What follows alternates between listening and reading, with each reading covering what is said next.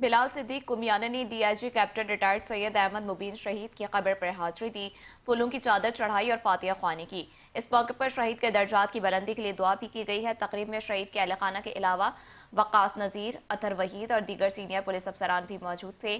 سی سی پی او لاہور نے شہداء cheering cross کو خراج عقیدت پیش کرتے ہوئے کہا کہ کیپٹن ریٹائرڈ سید احمد مبین شہید ایک پروفیشنل، فرض شناس اور بہادر پولیس آفیسر تھے جن کی خدمات محکمہ پولیس کے لیے ناقابل فراموش ہیں۔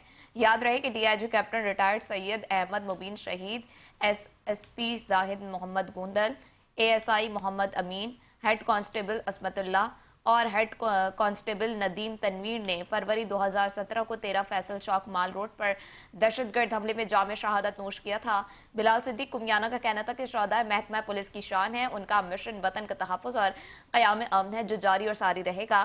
انہوں نے بتایا کہ لاہور پولیس کے افسران اور اہلکار 343 فرض کی راہ میں اپنی جانیں قربان کر چکے ہیں۔